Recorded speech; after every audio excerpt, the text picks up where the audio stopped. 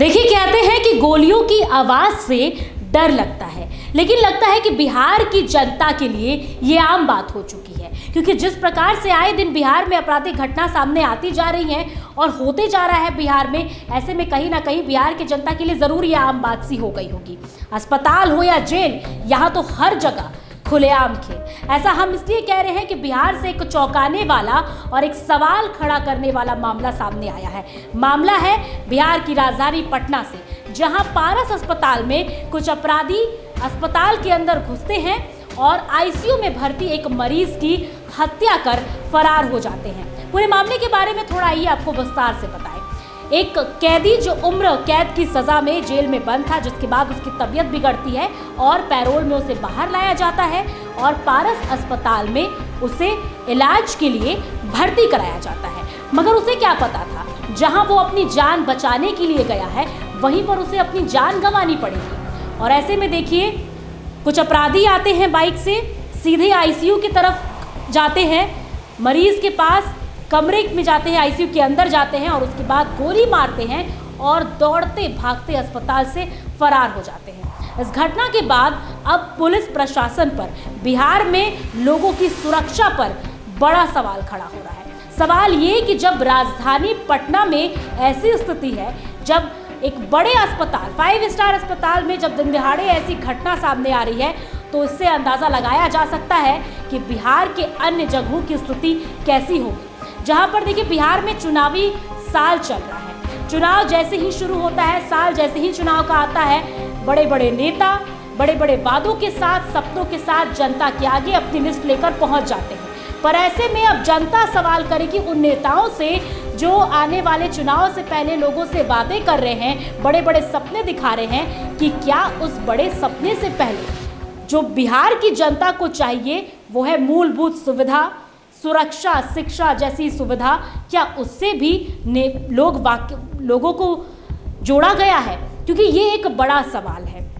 और ऐसे में कहीं ना कहीं जो आए दिन बिहार में ऐसी आपराधिक घटनाएं सामने आती जा रही हैं, ऐसे में पुलिस को यहाँ के अपराधी एक बड़ा चैलेंज दे रहे हैं। अब पुलिस प्रशासन पर भी एक बड़ा चैलेंज है कि आखिरकार ऐसी बढ़ती घटनाओं को, अपराधी जो बेलगाम हो रखे हैं, उसे कैसे कंट्रोल में लाया जा सकता है। बहरहाल देखिए, ये पूरा मामला चल रहा है।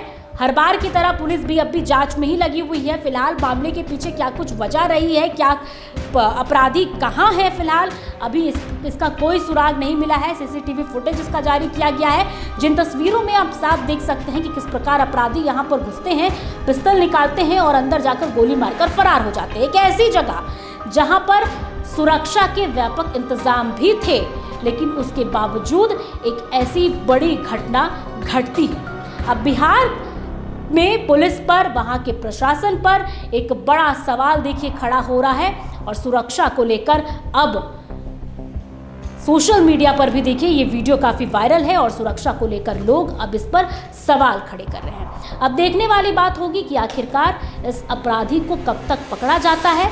बात यहीं पर ख़त्म नहीं होती है, क्योंकि ये सिर्फ एक घटना नहीं है। सवाल ये भी कि अब बिहार में ऐसी घटनाओं पर कब तक लगाम लगेगा, कब तक सरकार बस वादे किए जाएंगे, बड़े बड़े सपने दिखाए जाएंगे, कब तक इन सपनों और वादों के पीछे जो हकीकत है, जो इस घटना, आपराधिक घटना के जरिए सामने आ रहा है, उस पर कब तक रोक लगेगा। इलाज क्रम में है, बाकी ऑफिशियल डिक्लेरेशन हॉस्पिटल से आना बाकी है। क्या सर क्या हुआ अभी तक? कितनी गोलियां लगी हैं सर? इसमें जो गोलियां की संख्या है वो पोस्टमार्टम से क्लियर होगा, लेकिन कई राउंड गोलियां फायर हुई हैं। अभी वो जीवित है या? ये हॉस्पिटल से ऑफिशियल डिक्लेरेशन आएगा इसमें। अभी क्योंकि आपने कहा पोस्टमार्टम होगा, यानी मौत हो गई तभी ना पोस्टमार्टम होगा। पोस्टमार्टम से क्लियर आएगा उसमें क्या होना है इसमें। नहीं, उसकी मौत हो गई है चंदन। ये ऑफिशियल डिक्लेरेशन अभी आएगा, पर संभवतः है कि मौत हो गई है। चंदन बक्सर के रहने वाले हैं, पेरोल पे बताया। क्या अपराधी किसके इतिहास कहा जा रहा है? काफी चंदन जो है वो बक्सर के एक दुर्दांत अपराधी हैं और इन पे दर्जनों से ज़्यादा हत्या के केस हैं। वहाँ पे एक गैंग चलता था, चंदन शेरू गैंग, उसमें ये थे। इसमें जो देखने से प्रतीत हो रहा है कि उस गैंग वॉर के बीच में ये हत्या हुई है और इसमें अगर अंदरूनी कोई मामला होगा तो उसके भी हम पता कर रहे हैं। इसमें जो शूटर्स के जो चेहरे आए हैं वो हम लोग बक्सर पुलिस से शेयर कर रहे हैं और उनको आइडेंटिफाई करने की कोशिश कर रहे हैं। भागने एडीजी हेडक्वार्टर से जो कुंदन कृष्णन है वो एक ऐलान जारी किए कि जो हिस्ट्री सीटर अपराधी है, जो शूटर है, उनकी अब पहचान की जा रही है। इस मामले में ऐसा कोई लगता है कि कोई हिस्ट्री सीटर अपराधी, वो एंटी पार्टी था जो गोली चलाया?